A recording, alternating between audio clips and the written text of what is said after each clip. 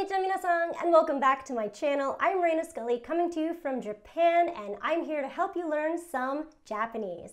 As you can decipher from the title, today's video is all about mastering katakana, our other syllabic writing system in Japanese. The first type is, of course, hiragana, which is our most basic lettering system. If you aren't confident in hiragana, I suggest you become more comfortable with it before learning katakana. Katakana represents the same set of phonetic sounds as hiragana, and I mentioned this in my Ultimate Hiragana Guide video, but you can consider katakana the italics of our lettering system, where even in learning English, you would first learn the basic block lettering of the alphabet before moving on to something like cursive.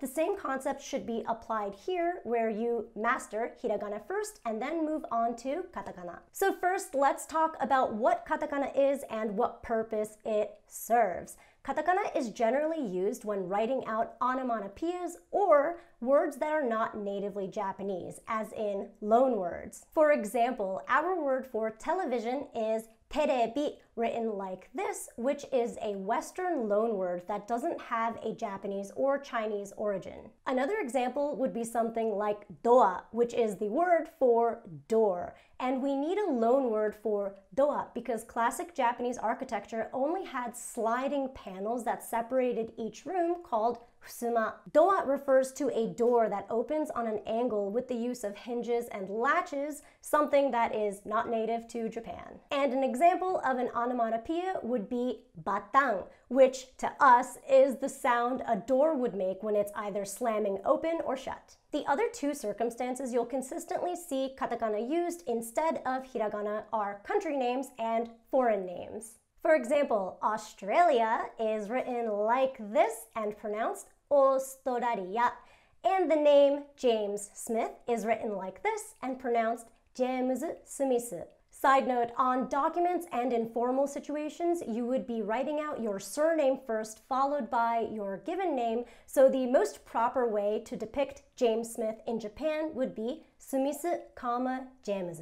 Before we move on to the syllabic grid, I'd first like to thank Busuu for sponsoring this video. Busuu is a phenomenal place to learn Japanese. It has excellent features for learning hiragana and katakana. It teaches you 5 kana per lesson, so it's not overwhelming, and it reiterates what you just learned at a great pace. It incorporates stroke order, pronunciation, and they even have very useful phonetic and language tips that really do add to your learning experience. You can do their lessons on a desktop, but I prefer their app so you can learn anywhere at any time. Busuu is free to download where you could start learning Japanese immediately, and they also have a premium membership option which unlocks all of these resources that helps you learn Japanese at a much faster pace. If you want to test Busuu out for yourself, please click the link in my description. I think you're gonna like it and be as impressed as I was. And now, on to the katakana grid. As you can see, katakana is characterized by straight lines and sharp angles, as opposed to hiragana, which has more rounded and curvy features.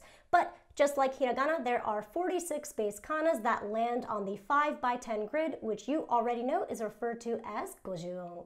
And katakana also has dakten, handakten, and stegana, so there is a corresponding katakana for every hiragana.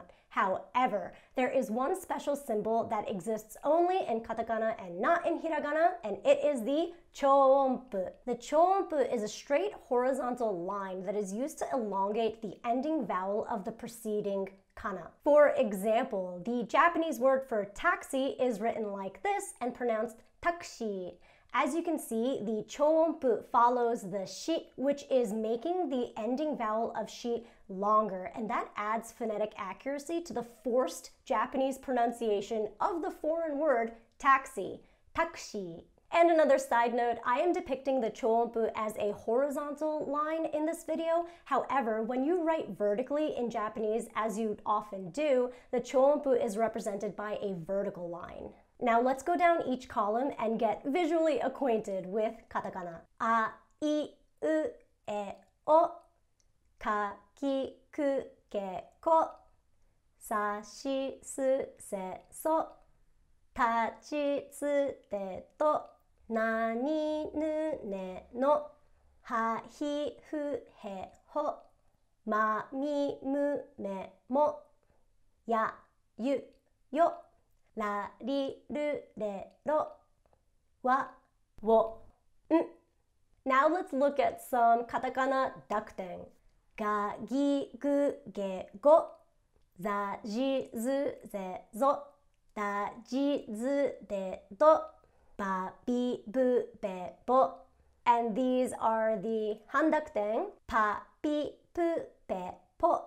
And just like it is in hiragana, all of the katakana, stegana are just the small miniature versions of themselves. And as you know, ya, yu, yo are the most common stegana used. Now that we're getting the hang of katakana, let's go over the ones that look very similar to one another because it can be very, very confusing when first starting out. Shi and tsu are notoriously very similar looking, so I thought I'd point out how to differentiate them. When looking carefully, you could see that shi has slightly more horizontal dashes as opposed to tsu, which look slightly more vertical. These differences are made much clearer once you understand and master stroke order, another reason why handwriting is very important in Japanese. So the stroke order for shi goes like this, where you start with the top dash first from left to right, then the identical one below it, left to right, and then the longest dash comes in from the bottom, left to right in an upward stroke. The stroke order for tsu is the left short dash first from top to bottom, then the identical one to the right, top to bottom, and then the longest stroke starts from the very right tippy top all the way to the bottom in a diagonal right to left motion. Now let's look at so and n. Again, equally similar looking and very hard to differentiate, but again, once you learn the stroke order, you'll see how much it influences what the end product of the katakana looks like. So starts from the left short stroke, top to bottom, and then the right longer stroke goes from top to bottom, diagonally from right to left, and tapers off. N starts with the short top stroke as well, but it's slightly more horizontal than you would use for so, and then the long bottom side comes from the left, tapering off diagonally upwards to the right. I hope I was able to clarify those differences for you. I think that those are the biggest hang-ups people have when learning katakana. Trust me, they look quite similar to everyone, even Japanese people, but as native speakers and readers of the language, we just know how to read it instinctively. It also helps to see what the whole word, the katakana, is a part of. It often just stalls its way into place, and as you become more familiar, you will have a much easier time differentiating. Which katakana do you find to be the most confusing to learn? Let me know in the comments below. If you found this video to be helpful and interesting, please hit the like button and subscribe to my channel if you haven't already. Don't forget to turn on the bell to be notified whenever I upload a new video. Thank you for watching, and thank you to Busuu for sponsoring this video. Click the link in my description to test out Busuu for yourself. Thanks again for watching, and I will otherwise see you in my next video. Sonja matta ne!